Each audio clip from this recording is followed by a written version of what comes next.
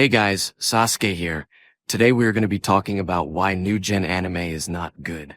Most new anime we get nowadays has absolutely nothing unique or interesting about it. The themes and plots of all these new animes are all ripped off from previous shows or series, or quote-unquote inspired by them, despite them being a literal copy-paste. If you didn't already know, the source material for any anime series that we see mostly come from mangas and some from light novels. Let's just take a look at some new gen or modern mangas and light novels that had anime adaptations which came out in the last 4 years. Let's start with the isekais and fantasy animes.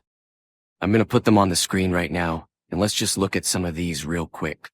First up, we got Reincarnated as a Sword. Okay. Then we got The Story of a Man Who Turned into a Pig. Then we have My Life as Inukai-san's Dog. I don't even know what I'm reading anymore. And it's also got the 18+ tag. You've got to be kidding me. How about we look at some more popular reincarnated animes in the last 4 years? Surely those can't be that bad, right? We got Mushoku Tensei, also known as Jobless Reincarnation. The main character of this series is quite literally a P3DO. I don't know how any sane person can watch and enjoy this. Mushoku fans to this date still try and justify the main character's actions. Now I'm not sure if that's funny or concerning. Then we got Reincarnated as a Slime. People really love this anime. And to be fair, compared to the other garbage on this list, it's really not that bad, but it is extremely generic, predictable, and follows the same reincarnation concept. Then we got Reincarnated as a Vending Machine. Do I even need to explain this one? I mean, it certainly can't get more worse than this. Not to mention, it's getting a season 2 as well. What's next? Reincarnated as a Dick? I've been killing slimes for 300 years and maxed out my level. The Slime Diaries. Looks like manga authors are obsessed with kids and slimes for some reason. Then we got So I'm a Spider, So What? I totally wonder what that's about. Last one, cause I honestly can't do this anymore without cringing. We got I was reincarnated as the 7th prince, so I can take my time perfecting my magical ability. Why are these guys so shit at making titles? I mean, literally even 12-year-olds can come up with better titles. Bear in mind, all these animes I just mentioned are absolutely trash. It's literally the same generic reincarnated plot concept that all these anime follow, which is they were humans at one point, and then they are reincarnated into another world. They are unbeatable, they get the girl or a harem, typical generic shit. All of these animes make Sword Art Online look like a masterpiece.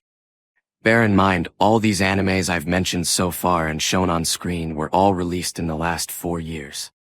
Literally. Now you all may be thinking that, well, mostly all isekais and fantasy animes are usually shit. But that doesn't make all new gen animes bad. And you're right, so let's take a look at this recent season's animes that aren't isekai. First up, we got Windbreaker, which is just a discounted version of Tokyo Revengers, but without a dogshit weak main character. I swear Tokyo Revengers, the main character was a Sakura reincarnation. He literally gets beat up by every damn character in the series. I'm not kidding, at one point he tries to break up with his girlfriend and she ends up beating his ass as well. Which is insane. He never ever shows any character development. He doesn't become strong or anything either. Replace him with a strong and OP main character, and you got Windbreaker. Literally, apart from that, everything else is pretty much the same Tokyo Revengers. Right from the character designs to the pointless and senseless fighting, it's all there. And Tokyo Revengers was also released in the last 4 years. Next up we got is Mashle, which is just Harry Potter meets Saitama type of anime. It's really not that good, trust me, it's average at best, and yet it got 2 seasons. While actually good animes that have a decent plot and characters never end up ever seeing a season 2. Then we have Cherry Magic. Yeah, this is a yaoi anime, so I don't think I need to explain. Then we got Vampire Dormitory, which is also trash, no need for me to explain. Then we got Ninja Kamui. Now this had insane potential, amazing animations and hand-to-hand combat that I had seen in anime. That was until episode 6 when it turned into a CGI mess. It went from this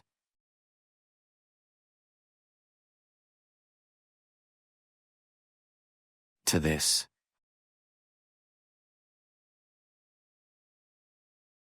Then we go to Frieren, which honestly is levels above all the other trash I've mentioned up till now.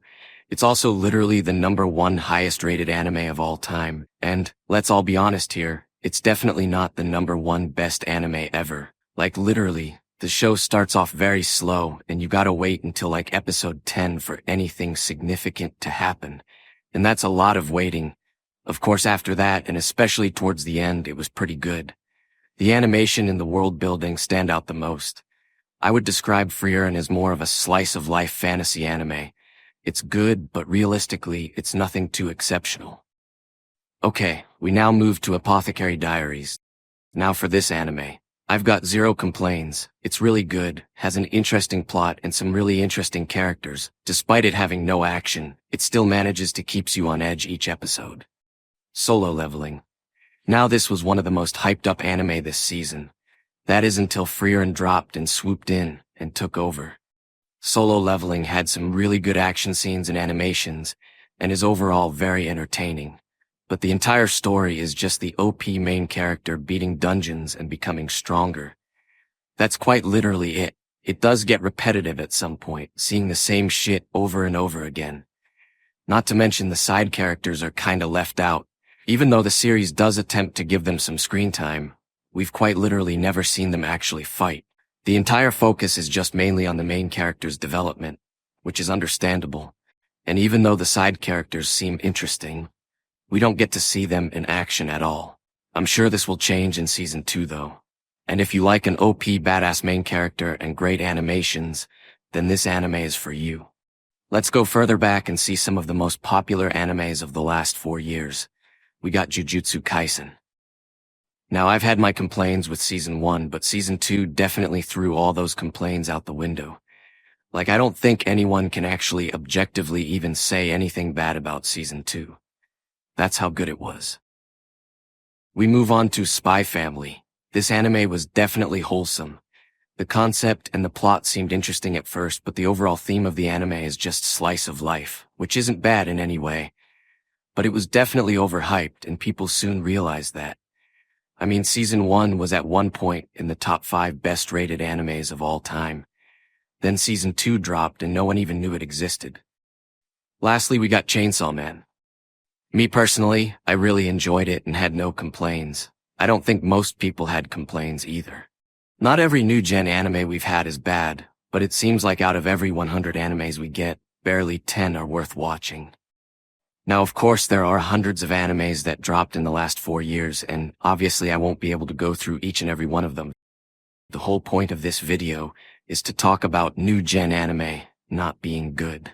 So let's go back 10 to 15 years ago to the 2010 to 2015 anime era. During the 2010 to 2015 we had Full Metal Alchemist, Hunter x Hunter, Dragon Ball Super, Attack on Titan Season 1, One Punch Man, JoJo's during its absolute peak, Stardust Crusaders, Bleach, Steins Gate, One Piece, Marineford Arc, Naruto, War Arc, and the list goes on. Now, if you tell me that any anime that was released in the last 5 years is better than any of the animes I've mentioned, you'd be lying to yourself. Not even Frieren and Jujutsu Kaisen either. This begs the question that is, has anime now fallen off?